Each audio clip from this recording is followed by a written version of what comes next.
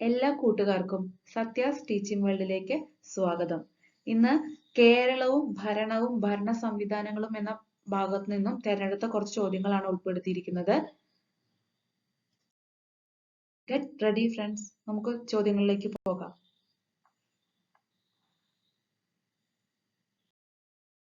First question, ഇന്ത്യയിൽ ഏകീകൃത civil service സ്ഥാപിച്ച governor?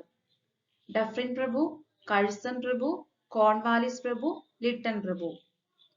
Second question, Indian civil service act പാസ്സായ വർഷം?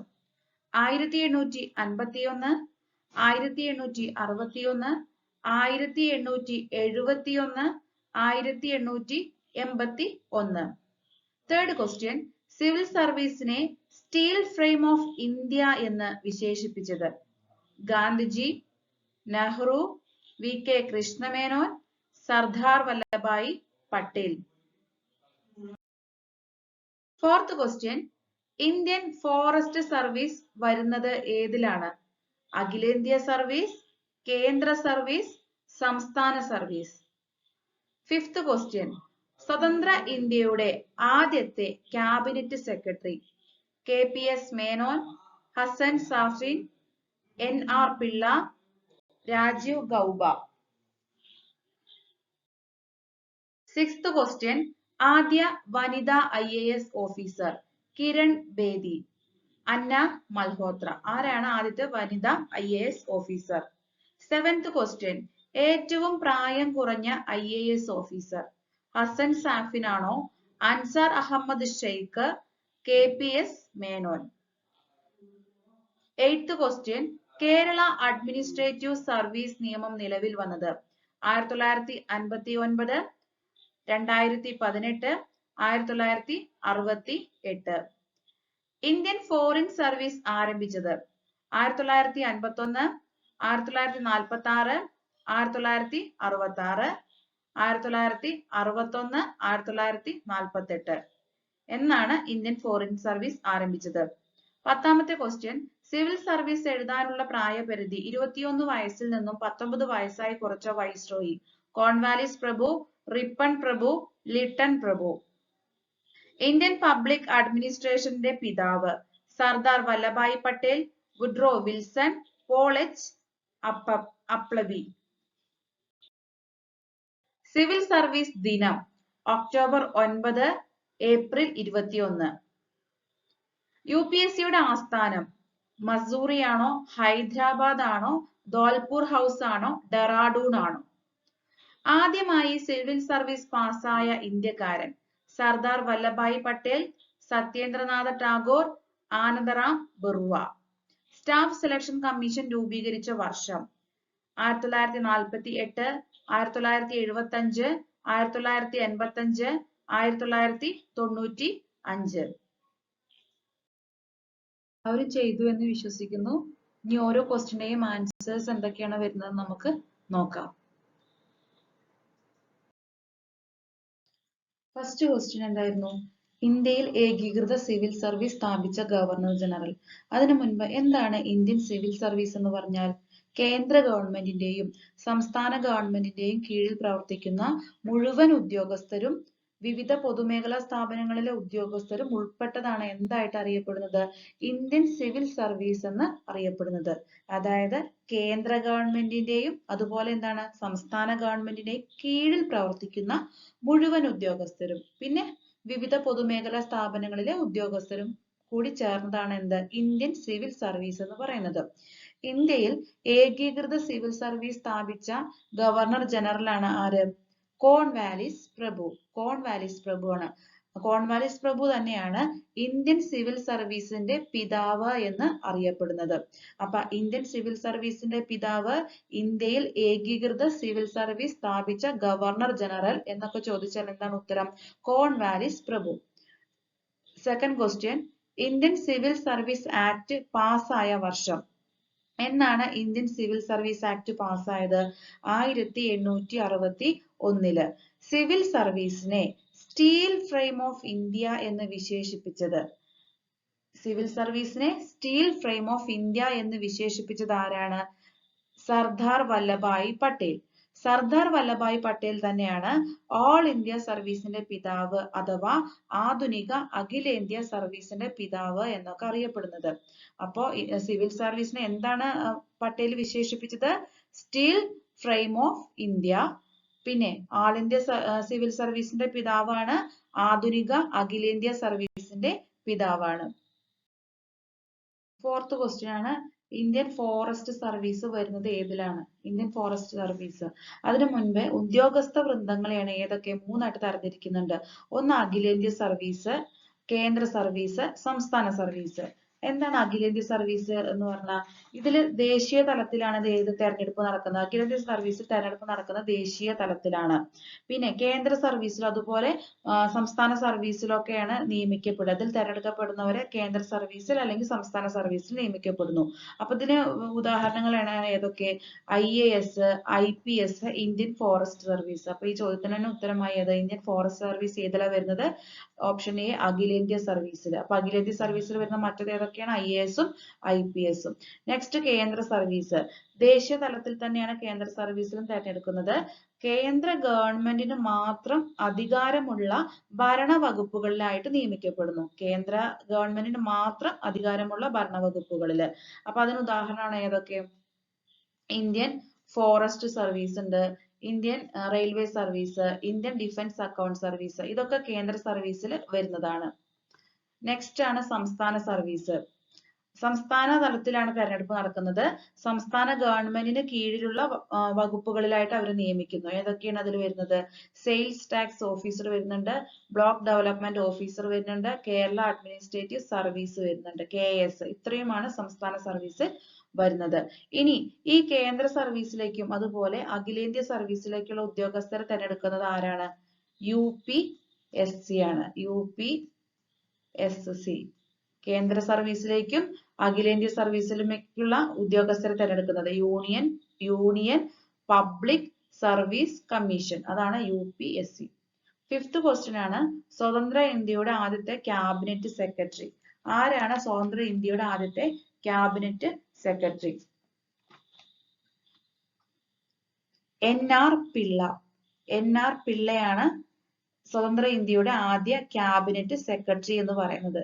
ഇനി നമുക്ക് നോക്കാം KPS മേനോൻ. ആരാ KPS മേനോൻ? KPS മേനോൻ സ്വതന്ത്ര ഇന്ത്യയുടെ ആദ്യ ഫോറിൻ സെക്രട്ടറി ആണ്. ആരാണ് KPS മേനോൻ? സ്വതന്ത്ര ഇന്ത്യയുടെ ആദ്യ ഫോറിൻ സെക്രട്ടറി. ഇനി രാജീവ് ഗൗബ. രാജീവ് ഗൗബ നിലവിലെ ക്യാബിനറ്റ് സെക്രട്ടറി. നിലവിലെ ക്യാബിനറ്റ് സെക്രട്ടറിയാണ് രാജീവ് ഗൗബ. അപ്പൊ സ്വതന്ത്ര ഇന്ത്യയുടെ ആദ്യത്തെ ക്യാബിനറ്റ് സെക്രട്ടറിയാണ് NR പിള്ളൈ.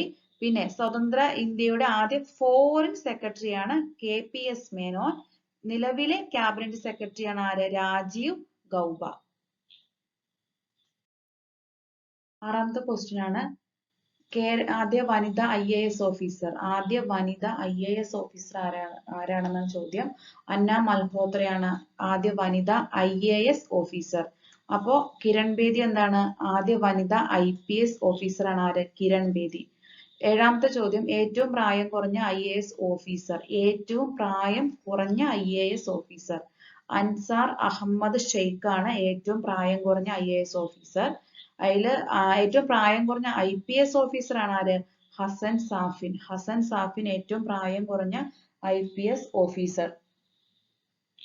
KPS മേനോൻ നേരത്തെ പറഞ്ഞാണ് നമ്മൾ സ്വതന്ത്ര ഇന്ത്യയുടെ ആദ്യ ഫോറിൻ സെക്രട്ടറി. എട്ടാമത്തെ ക്വസ്റ്റ്യൻ ആണ്, കേരള അഡ്മിനിസ്ട്രേറ്റീവ് സർവീസ് നിയമം നിലവിൽ വന്നത്. അതായത് KAS നിയമം നിലവിൽ വന്നത് എന്നാണ്? 2018. അതായത് 2018 ജനുവരി 1-നാണ് KAS നിയമം നിലവിൽ വരുന്നത്. ഇനി 1968 എന്താണ്?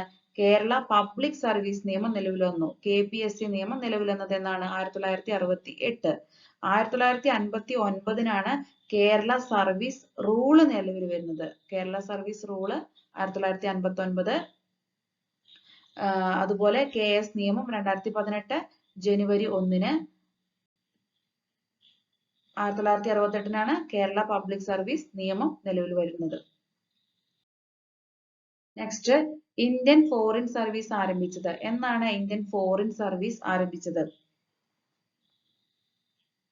1946. ഇന്ത്യൻ ഫോറിൻ സർവീസ് ആരംഭിച്ചത് 1946-ലാണ്. ഇനി ഈ ഓരോ വർഷങ്ങളുടെയും പ്രത്യേകത എന്താന്ന് നോക്കാം. 1951 എന്താണ്? 1951 ഓൾ ഇന്ത്യ സർവീസ് ആക്ട് പാസ്സാക്കി. 1951 ഓൾ ഇന്ത്യ സർവീസ് ആക്ട് പാസ്സാക്കി. 1966 ഇന്ത്യൻ ഫോറസ്റ്റ് സർവീസ് നിലവിൽ വന്നു. ഇന്ത്യൻ ഫോറസ്റ്റ് സർവീസ് നിലവിൽ വന്ന വർഷമാണ് 1966. 1961 ഇന്ത്യൻ എക്കണോമിക് സർവീസ് നിലവിൽ വന്നു. ഇന്ത്യൻ എക്കണോമിക് സർവീസ് നിലവിൽ വന്നത് 1961. 1948 ഇന്ത്യൻ പോലീസ് സർവീസ് ആരംഭിച്ചത്. അപ്പൊ 1946 ഇന്ത്യൻ ഫോറിൻ സർവീസ് നിലവിൽ വരുന്നു. 51 ഓൾ ഇന്ത്യ സർവീസ് ആക്ട് പാസ്സാക്കുന്നു. 66 ഇന്ത്യൻ ഫോറസ്റ്റ് സർവീസ് നിലവിൽ വന്ന വർഷമാണ്. 61 ഇന്ത്യൻ എക്കണോമിക് സർവീസ് നിലവിൽ വന്ന വർഷമാണ്. 1948 ഇന്ത്യൻ പോലീസ് സർവീസ് ആരംഭിച്ച വർഷമാണ്. രണ്ടാമത്തെ ക്വസ്റ്റ്യൻ, ഇന്ത്യൻ സിവിൽ സർവീസ് എഴുതാനുള്ള പ്രായപരിധി 21 വയസ്സിൽ നിന്നും 19 വയസ്സായി കുറച്ച വൈസ്രോയി ആരാണ്? 19 വയസ്സായിട്ട് കുറച്ച വൈസ്രോയി ആണ് ലിട്ടൺ പ്രഭു. ലിട്ടൺ പ്രഭു ആണ് 21 വയസ്സിൽ നിന്നും 19 വയസ്സായിട്ട് കുറച്ചത്. സിവിൽ സർവീസ് എഴുതാനുള്ള പ്രായപരിധി 21 വയസ്സായിട്ട് ഉയർത്തിയ വൈസ്രോയി ആണ് ആര്? റിപ്പൺ പ്രഭു. 21 വയസ്സായിട്ട് ഉയർത്തിയത് റിപ്പൺ പ്രഭു. 21 വയസ്സിൽ നിന്നും 19 വയസ്സായി കുറച്ചത് ലിട്ടൺ പ്രഭു. ലിട്ടൺ റിപ്പൺ അത് തമ്മിൽ മാറിപ്പോകരുത്. നെക്സ്റ്റ് ക്വസ്റ്റ്യൻ, 11ാമത്തെ ക്വസ്റ്റ്യൻ ആണ്, ഇന്ത്യൻ പബ്ലിക് അഡ്മിനിസ്ട്രേഷന്റെ പിതാവ്. ഇന്ത്യൻ പബ്ലിക് അഡ്മിനിസ്ട്രേഷന്റെ പിതാവ്. പെട്ടെന്ന് സർദാർ വല്ലഭായ് പട്ടേൽ എന്ന ഉത്തരത്തിലേക്ക് നമ്മൾ എത്തും. എന്നാൽ അദ്ദേഹം അല്ല. പോൾ എച്ച് അപ്ലബിയാണ്. പോൾ എച്ച് അപ്ലബിയാണ് ഇന്ത്യൻ പബ്ലിക് അഡ്മിനിസ്ട്രേഷന്റെ പിതാവ്. എന്നാൽ പബ്ലിക് അഡ്മിനിസ്ട്രേഷന്റെ പിതാവ് എന്ന് മാത്രമാണെങ്കിൽ അതിന് ഉത്തരം എന്താണ്? വുഡ്രോ വിൽസൺ ആണ്. പബ്ലിക് അഡ്മിനിസ്ട്രേഷന്റെ പിതാവ് എന്ന് ചോദിച്ചാൽ വുഡ്രോ വിൽസൺ ആണ്. ആധുനിക അഖിലേന്ത്യാ സർവീസിന്റെ അതുപോലെ എന്താണ് ഓൾ ഇന്ത്യ സർവീസിന്റെ ഒക്കെ പിതാവാണ് ആര്? സർദാർ വല്ലഭായ് പട്ടേൽ. അപ്പോൾ ഇന്ത്യൻ പബ്ലിക് അഡ്മിനിസ്ട്രേഷന്റെ പിതാവ് പോൾ എച്ച് അപ്ലബിയും അതുപോലെ പബ്ലിക് അഡ്മിനിസ്ട്രേഷന്റെ പിതാവ് വുഡ്രോ വിൽസണുമാണ്. 12ാമത്തെ ക്വസ്റ്റ്യൻ ആണ്, സിവിൽ സർവീസ് ദിനം. എന്നാണ് സിവിൽ സർവീസ് ദിനം? ഏപ്രിൽ 21 സിവിൽ സർവീസ് ദിനം. ഒക്ടോബർ 9 എന്താണ്? ഇന്ത്യൻ ഫോറിൻ സർവീസ് ദിനമാണ്. ഇന്ത്യൻ ഫോറിൻ സർവീസ് ദിനമാണ് ഒക്ടോബർ 9. സിവിൽ സർവീസ് ദിനമാണ് എത്ര? ഏപ്രിൽ 21. 13ാമത്തെ ക്വസ്റ്റ്യൻ, UPSCയുടെ ആസ്ഥാനം. UPSCയുടെ ആസ്ഥാനം എവിടെയാണ്? ധോൽപൂർ ഹൗസിലാണ് UPSCയുടെ ആസ്ഥാനം. ഇനി നമുക്ക് മസൂറി, ഹൈദരാബാദ് ഇതൊക്കെ എന്താണെന്ന് നോക്കാം. എന്താ മസൂറി? മസൂറി എന്താണ്? IAS ഉദ്യോഗസ്ഥർക്ക്. മസൂറി IAS ഉദ്യോഗസ്ഥർക്ക് പരിശീലനം നൽകുന്ന Lal Bahadur Shastri national academy of administration. IAS ഉദ്യോഗസ്ഥർക്ക് പരിശീലനം നൽകുന്ന അക്കാദമിയാണ് ഏത്? Lal Bahadur Shastri national academy of administration. ഇത് എവിടെയാണ് സ്ഥിതി ചെയ്യുന്നത്? മസൂറിയിലാണ്. ഇനി IPS ഉദ്യോഗസ്ഥർക്ക്, അതായത് IPS ഉദ്യോഗസ്ഥർക്ക് പരിശീലനം നൽകുന്ന സ്ഥാപനമാണ് ഏത്? Sardar Vallabhbhai Patel police training institute. ഇതാണ് എവിടെ സ്ഥിതി ചെയ്യുന്നത്? ഹൈദരാബാദില്. ഇനി ഡെറാഡൂണിൽ എന്താണ്? ഇന്ത്യൻ ഫോറസ്റ്റ് സർവീസിലെ ഉദ്യോഗസ്ഥർക്ക് പരിശീലനം നൽകുന്ന Indira Gandhi national forest academy. Indira Gandhi forest academy ആണ് ഇവിടെ ഡെറാഡൂൺ. ഇതിൽ നിന്ന് തന്നെ നമുക്ക് കുറെ ചോദ്യങ്ങൾ കിട്ടും അല്ലെ.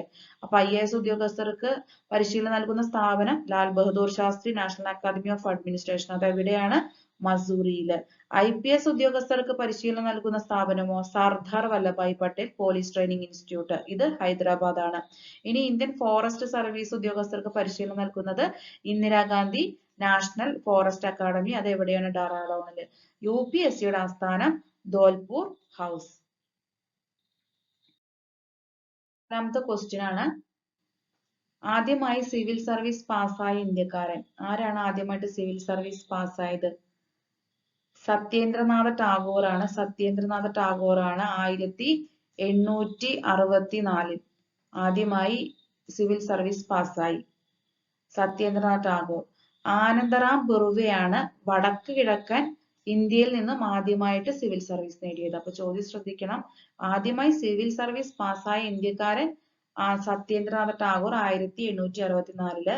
എന്നാൽ വടക്ക് കിഴക്കൻ ഇന്ത്യയിൽ നിന്നും ആദ്യമായി സിവിൽ സർവീസ് നേടിയത് ആനന്ദറാം ബറുവയാണ്. ലാസ്റ്റ് ക്വസ്റ്റ്യൻ ആണ്.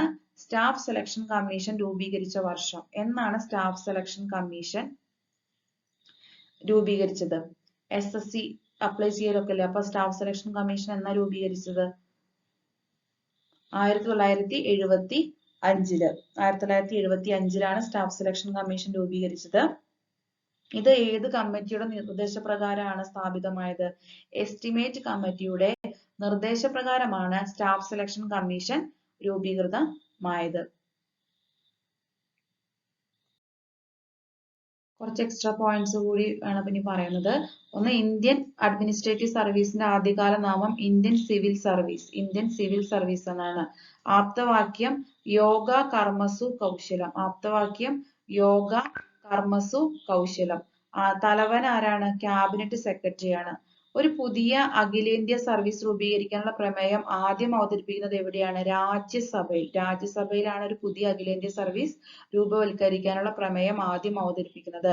Imperial civil service, all India service, അതുപോലെ സെൻട്രൽ സർവീസ് എന്നിങ്ങനെ രണ്ടായി പിരിയാൻ കാരണമായ നിയമമാണ് government of India act 1919. Imperial civil service, all India service, central service എന്നിങ്ങനെ രണ്ടായി പിരിയാൻ കാരണമായ നിയമം. IPSന്റെ മുൻഗാമിയാണ് ഇമ്പീരിയൽ പോലീസ് ഫോഴ്സ്. അപ്പൊ ഈ ഇമ്പീരിയൽ പോലീസ് ഫോഴ്സ് IPS ആയി മാറിയത് എന്നാണ്? 1948. കേരളം ഭരണവും ഭരണ സംവിധാനങ്ങളും എന്ന ഭാഗവുമായി ബന്ധപ്പെട്ട് കൂടുതൽ ചോദ്യങ്ങൾ ഉൾപ്പെടുത്തിയ വീഡിയോയുമായിട്ട് വീണ്ടും വരുന്നതാണ്. നിങ്ങൾക്ക് ഈ വീഡിയോ ഇഷ്ടമായെങ്കിൽ സബ്സ്ക്രൈബ് ചെയ്യാനും ലൈക്ക് ചെയ്യാനും നിങ്ങളുടെ കൂട്ടുകാരിലേക്ക് ഷെയർ ചെയ്യാനും മറക്കരുത്. വീണ്ടും പുതിയൊരു വീഡിയോയുമായി വരുന്നത് വരേക്കും നന്ദി, നമസ്കാരം.